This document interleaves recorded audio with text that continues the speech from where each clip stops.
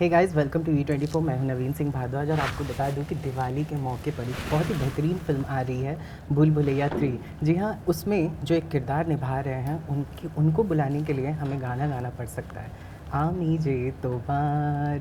जी हाँ, हमारे साथ इस वक्त खुद मौजूद हैं खुद रू बाबा यानी कि कार्तिक आर्यन। आपका एक बार फिर से स्वागत है E24 पे। Thank you so much. कैसे हो आप? बहुत बढ़िया, बहुत बढ़िया। थैंक यू फॉर हाँ। The lovely introduction. Thank you. कैसा जा रहा है all this promotion and everything? You have been there everywhere, हम देख रहे हैं सब जगह आप घूम रहे हो, जी, प्रमोट कर रहे हो फिल्म को। आई think I am loving it, I am enjoying it because जिस तरीके से एक फिल्म के जब आप प्रमोशन भी कर रहे होते हो आपको पता लग जाता है कि ऑडियंस कैसे रिएक्ट कर रही है एंड ग्राउंड लेवल पे भी उसके बारे में कैसा बस चल रहा है। सो आई थिंक मुझे बहुत मज़ा आ रहा है सबके साथ इंटरेक्ट करके, सब जगह जाकर।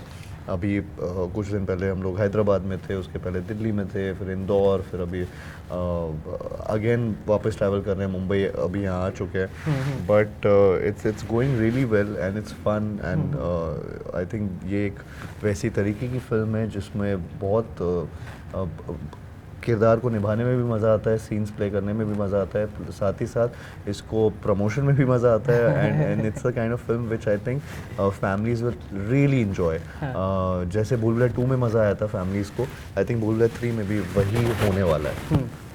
2 और 3 में बहुत ही कम ऐसे गैप देखने को मिले। क्या ये पहले ही डिसाइड हो चुका था कि लाइक जी, ये पहले डिसाइड हो गया। 3 हाँ लाना ही है अभी जी 1-2 साल के अंदर ही, जी। या स्क्रिप्ट वगैरह सब रेडी थे? आई थिंक कैसे? 2 के टाइम पर ही ये चल रहा था conversation about the third instalment and already उसकी स्क्रिप्ट पे काम तब से चालू था एंड या तो वो तभी डिसाइड हो गया था कि ये हाँ ये तुरंत इसको हम फ्लोर पे लेकर लाना आएंगे। है। हाँ, because we were also excited about the idea, जिस तरीके से आइडिया क्रैक हुआ था फिल्म का, स्टोरी क्रैक हुई थी, तो वी कुडंट वेट एंड या दैट्स व्हाई इट जस्ट मतलब 2 साल में आई थिंक किसी फ्रेंचाइज का सीक्वल आना बहुत बहुत जल्दी होता है basically.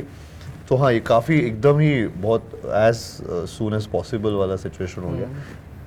But we were I think ये इसलिए हुआ क्योंकि स्टोरी क्रैक हो गई थी and we wanted the story to be out ASAP. हाँ, बचपन से ही हम फैन रहे हैं माधुरी दीक्षित के। इवन जी, मैं भी।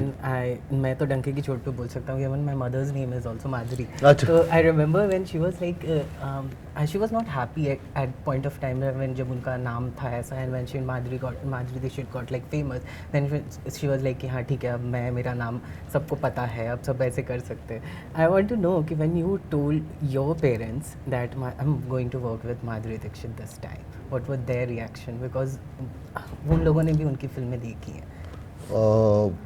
They are the biggest fan of Madhuri Dixit ma'am and so am I. So हमारे लिए तो पूरी फैमिली के लिए एकदम ही ऐसा हो गया था, सेलिब्रेशन हो गया था कि उनके साथ काम करने का मौका मिल रहा है। So for me it's been a great experience, learning experience, also a fun experience to be sharing screen space with her and बहुत मतलब मैं लकी मानता हूँ अपने आप को कि ये मेरे करियर में ऐसा ये मेरे लिए बहुत बड़ी बात है और कि ऐसा मौका मुझे मिला।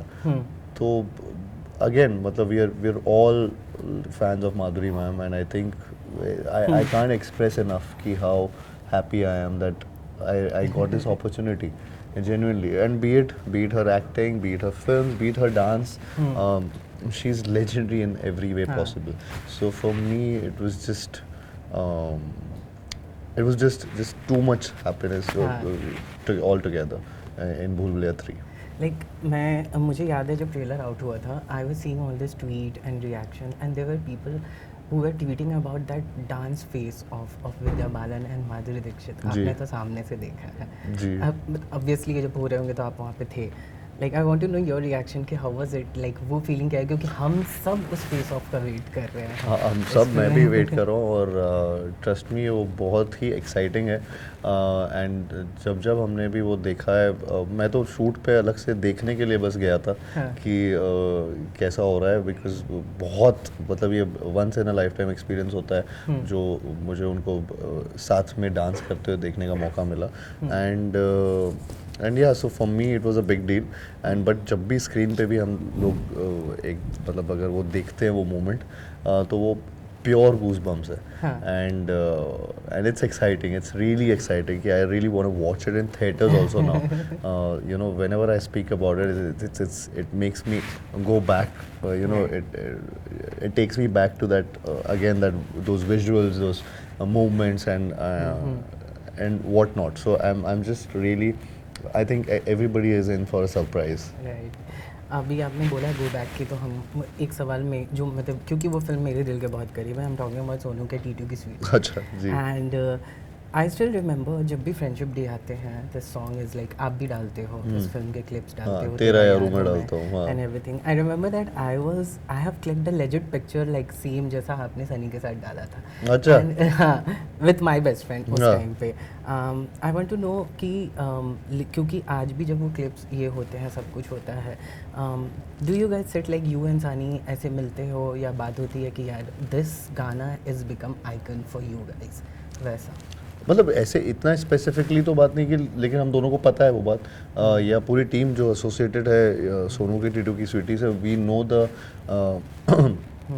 the value or the iconic nature of तेरा यारों में. It's actually one of the biggest, I think rare है कि फ्रेंडशिप पे गाने अभी आज के टाइम पे वरना ये दोस्ती ही बजा रहे थे हम. हाँ हाँ करेक्ट, इतने सालों से ये दोस्ती हम वही नहीं तोड़ेंगे. 2-3 गाने बज रहे थे. हाँ, हाँ. लेकिन ये इस टाइम का genuine you know friendship anthem है.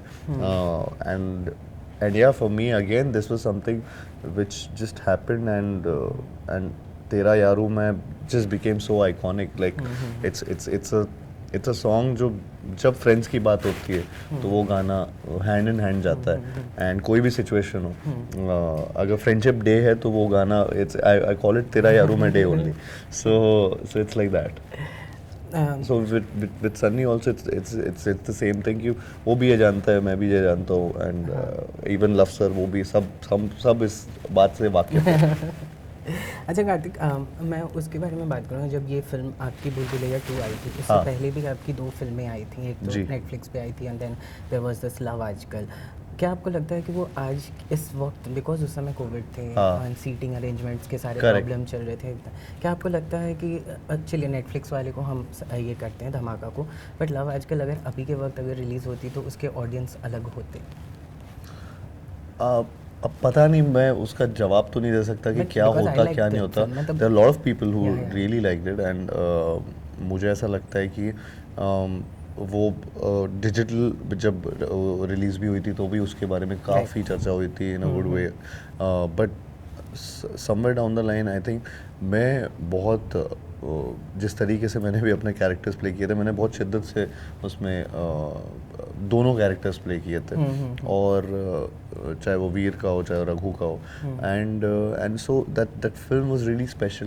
That was first film with my first collaboration with Imtiaz sir, with Sara, with everyone else also. I mean there were so many special people associated with the film so I think for me it will always be close to my heart. And I mean अभी मुझे नहीं पता कि इस time पे क्या होता क्या नहीं होता, बिकॉज हम जब ऐसे सोचने लगते हैं तो फिर तो हमारे n नंबर ऑफ पॉसिबिलिटीज़ बन जाती हैं, बट उसका कोई एंड नहीं है. तो मैं ऐसे सोचना मैंने बंद कर दिया अभी. एंड बस मैं देखता हूँ कि अभी ये फ्राइडे में क्या होने वाला है, अब अगला फ्राइडे क्या होगा. That's it. ओके, तो आपने कहीं पे, मैंने ये सुना था कि आपने कहीं पे कहा है कि बॉक्स ऑफिस कलेक्शन, क्योंकि मैंने बहुत सारे एक्टर्स से बात की and they were like no I don't care about the box office collection, I really want to work and everything, वैसा. क्या कार्तिक आर्यन को बॉक्स ऑफिस कलेक्शन से फर्क पड़ता है? हाँ ऑफ कोर्स पड़ता है. आई मीन ऐसा नहीं है कि बिल्कुल नहीं पड़ता और ये सब, बिकॉज मैं ये पहले भी बोल चुका हूँ कि ये एक बिजनेस मॉडल भी है एंटरटेनमेंट के अलावा. सो you need to earn money as well, you know. There are so many people associated with the filmmaking process. तो वो ऐसा नहीं है कि it has to have some kind of revenue that has to be generated through these films to the families, to the people who are associated with this with the project. So मुझे लगता है कि ऐसे में box office बहुत ज़्यादा ज़रूरी एक चीज़ है जो होल्ड करती है एक इम्पोर्टेंस एंड या सो अगर वो नहीं होता है तो इट अफेक्ट्स मी बट मैं तो भी डिटैचमेंट थोड़ा सा रखता हूँ थोड़ा सा अटैचमेंट रहता है एक हफ्ता अगर कुछ ऐसा फेलियर हुआ कोई फिल्म का तो वो ज़्यादा से ज़्यादा एक हफ्ता 10 दिन बट उससे ज़्यादा मैं अटैच होने की कोशिश नहीं करता हूँ तो अभी मैं then I move on because हर चीज़ अब आपके हाथ में नहीं होती है बट या ऑफ कोर्स अगर ऐसा हो तो मैं मतलब उसमें कोई झूठ नहीं बोलूँगा it just you want every film of yours to be a successful one. Of course, हम भी वही चाहते हैं. I remember like I was watching this film आपकी सत्य प्रेम की कथा and मैंने half of the interval में मैंने एक स्टोरी डाला था and you were there at the theater and you were like मैंने तुम्हारी स्टोरी देखी है वैसा तो क्या आपको पहले पता चल जाता है कि लाइक या critics going to love this film and audience going to love कहीं ना कहीं तो पता लग ही जाता है कहीं ना कहीं समझ आ जाता है कि ये किस जोन में जाने वाली है या किस तरीके की ऑडियंस को पसंद आने वाली है या इसका जॉनर कितना शायद इन अ वे एलियनेटेड है या कितना कमर्शियल है उन सारी चीज़ों को देखते हुए भी कई बार आप चॉइसेस भी करते हैं अपनी फिल्म्स की एंड या बट सो आई थिंक वो पता लग जाता है हाँ कहीं ना कहीं कई बार मतलब कुछ ऐसी चीज़ें होंगी जब नहीं पता लगे